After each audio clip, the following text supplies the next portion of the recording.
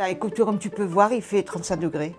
Même 36. C'est comme ça qu'ils crèvent les vieux. Vous me disiez, là, on sent que c'est chaud au niveau des pieds. Là, Oui, c'est la, ça voilà, chauffe, ouais. la bruit est comme là. Donc là, on voit que les zones qui surchauffent, c'est aussi les zones où les personnes sont les moins riches.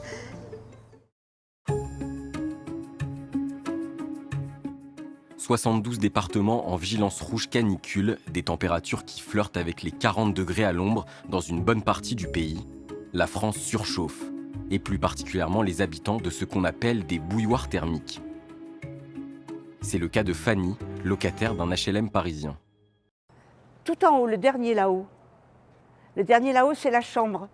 Coincée au 8e étage, avec des températures qui dépassent largement les 30 degrés, l'atmosphère est étouffante. Bah écoute, comme tu peux voir, il fait 35 degrés.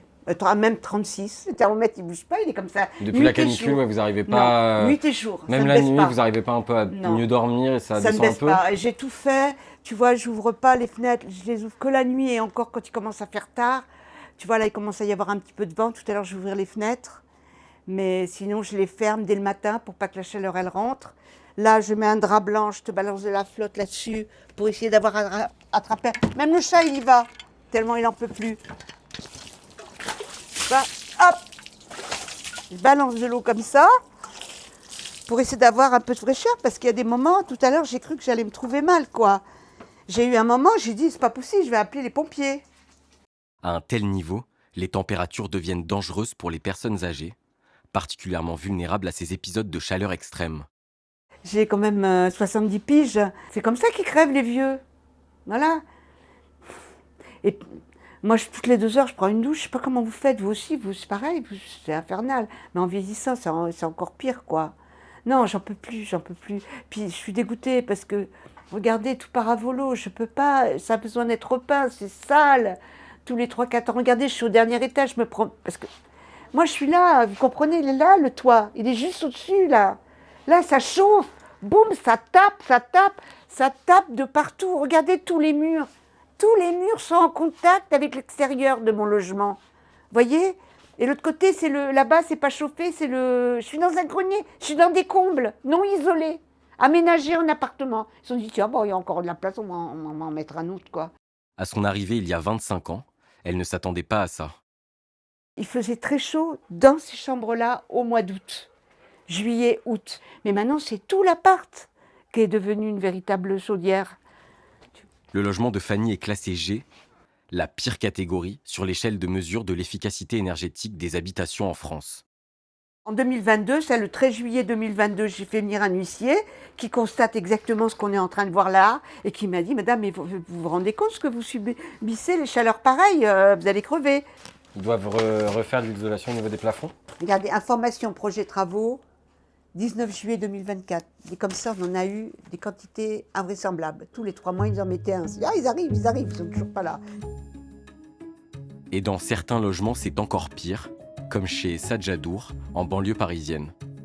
Là, c'est en train de monter presque à 39 degrés. On le voit là-bas, ça dépasse quasiment la gradation du thermomètre. Vous me disiez, là, on sent que c'est chaud au niveau des pieds. Là, Oui, c'est la, voilà, chauffe, la bruit est comme là. Vous restez là 30 minutes, comment ça se passe? Même pas là 30 minutes. Et là, nous restons là toute la journée, toute la nuit. Cela fait 6 ans que ça dure, mais cette année, c'est pire que tout. Avant, l'été, c'est pas très chaud, pas la 40 degrés. C'est l'année dernière et cette année qui est plus que la chaud, 40 degrés. C'est la plus difficile. Sadjadour n'est pas tout seul dans cette galère. Toute sa famille souffre de cette chaleur qui n'en finit plus. Ma femme toujours là malade, restée à cause de ça. Il a mon fils, même que moi aussi. Parce que moi, c'est un peu moi malade parce que je reste à l'extérieur, il a travail, machin.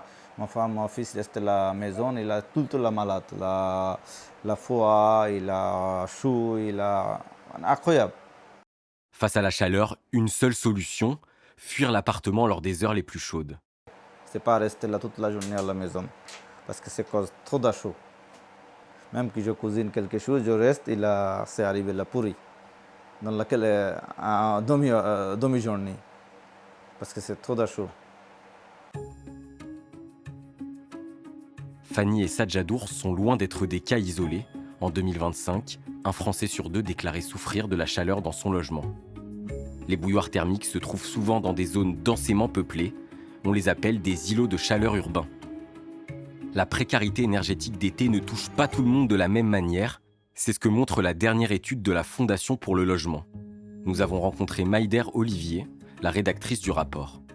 Donc là, c'est la ville de Marseille, par exemple, c'est particulièrement symptomatique. Si on prend la carte des îlots de chaleur, donc la température qui est prise au sol, on voit que donc, là, on a des zones beaucoup plus chaudes qu'au sud de la côte. Et du coup, ce qui est intéressant, c'est de passer, de comparer, de superposer cette carte des îlots de chaleur avec du coup la carte des niveaux de revenus. Donc là, on voit que les zones qui surchauffent, c'est aussi les zones où les personnes sont les moins riches. Ce qu'on montre avec ce rapport 2026 donc sur la précarité énergétique d'été, c'est que c'est un phénomène qui reste massif. Il y a un logement sur deux qui est concerné, mais c'est aussi un phénomène qui est très inégalitaire puisqu'on retrouve en fait les populations les plus précaires qui sont davantage touchées par ce phénomène. Les personnes pauvres, les personnes qui habitent dans de petits appartements, notamment sous les toits, les personnes sans abri, il ne faut pas les oublier en cette période, et aussi les habitants des quartiers populaires. Si on regarde les 20% les plus pauvres sont 2 fois plus à risque d'habiter dans un logement bouilloire que les 20% les plus riches. Donc c'est un marqueur d'inégalité sociale très fort. Et aussi à l'échelle des quartiers populaires, quand à l'échelle nationale en 2022, il y avait 43% de la population qui disait souffrir de la chaleur chez soi, ce taux atteignait 60% parmi les habitants des quartiers populaires. Mais comment a-t-on pu en arriver là ? Pendant longtemps, la question de l'isolation est restée secondaire. Un logement sur deux ne protège pas ses occupants des fortes chaleurs, c'est un phénomène qui est vraiment massif. C'est lié au fait que historiquement, on a construit nos villes, nos logements, sans prendre en compte cet enjeu de la surchauffe. Alors ça explique pourquoi du coup on se retrouve avec des logements, un parc de logements qui est massivement à adapter. Par contre, ça n'explique pas pourquoi depuis des dizaines d'années qu'on a les alertes scientifiques, les projections climatiques qui sont très claires sur le fait que les nuits tropicales vont être multipliées par 5 à Paris en 2050. Ça n'explique pas pourquoi, depuis qu'on a ces données, on n'a rien fait. On n'a pas du tout pris en compte cette donnée. On a adapté les logements au froid. On a eu des grandes politiques de rénovation énergétique, mais on n'a pas pris en compte cette donnée d'adaptation à la chaleur. Les bouilloires thermiques ont des conséquences concrètes sur la santé des locataires. L'Organisation mondiale de la santé a d'ailleurs fixé des températures au-delà desquelles le corps se fatigue et on fait face à des problèmes de santé dans son logement. Et ces températures, c'est 26 degrés la nuit, 30 degrés la journée. Donc on voit bien là en ce moment qu'on est globalement tous et toutes au-delà de ces températures. Et donc les risques, ça va du malaise à avoir des problèmes de sommeil, des problèmes à se concentrer, aussi des problèmes psy qui peuvent s'aggraver ou se déclarer pendant ces vagues de chaleur. Et dans le pire des cas, le décès. L'année dernière, il y a 5700 personnes qui sont décédées à cause de la chaleur en France. Et Santé publique France le rappelle bien dans son rapport que ce n'est pas des décès qui sont arrivés comme ça dans des conditions naturelles, c'est des personnes qui sont décédées avec un facteur de risque qui était leur condition de vie au moment du décès. Et donc les conditions de logement, en fait, c'est des personnes dont le lieu dans lequel elles étaient, et en grande partie le logement, ne les a pas protégées de ces fortes chaleurs. Des solutions existent pour lutter contre ce phénomène, mais la Fondation pointe le manque de volonté politique du gouvernement. Vraiment, il y a des mesures assez faciles, rapides à mettre en place. Alors certes, ça demande un peu de volonté politique pour s'organiser, mais par exemple, on appelle au lancement d'un grand plan volets et brasseurs d'air. C'est vraiment le fait d'avoir des protections solaires extérieures qui empêchent le soleil de rentrer dans le logement et d'avoir un système qui brasse l'air. Ça permet vraiment de gagner quelques degrés dans le logement et ces quelques degrés sont vitaux en période de vague de chaleur. Or aujourd'hui, ça peut paraître basique des volets, mais il y a plus de 40% des logements en France qui n'en sont pas pleinement équipés, c'est-à-dire soit ils en ont un peu en partie, soit ils en ont pas du tout. Et ce plan, on l'a chiffré, ça demanderait un investissement de la part de l'État de 1 milliard d'euros chaque année et on pourrait équiper l'ensemble du parc en 15 ans. Donc c'est un peu ambitieux et en même temps, quand on voit l'aggravation et la multiplication des vagues de chaleur, c'est vraiment ce qu'il faudrait faire. Donc nous, on appelle le gouvernement à lancer ce plan volet et à réaliser ces investissements. Et au-delà de ça, par exemple, dans la proposition de loi Zéro logement bouilloire qu'on appelle le gouvernement à reprendre, on prévoit la création d'un droit pour les locataires de pouvoir exiger que leurs bailleurs, leurs propriétaires installent des volets et des brasseurs d'air parce qu'aujourd'hui, ça se fait que à l'amiable. Les locataires, ils demandent depuis plusieurs années à leurs propriétaires de faire ces travaux et il n'a aucune obligation de le faire. Donc il est temps de créer à la fois des incitations financières, mais aussi des normes. Mercredi 24 juin, un projet de loi a été présenté en Conseil des ministres. Au programme notamment, la remise sur le marché des logements classés F et G. Une seule condition pour les propriétaires, engager des travaux dans un délai de 5 ans. En pleine vague de chaleur, ces annonces font tache. En 10 ans, plus de 12 000 personnes sont mortes à cause de la canicule.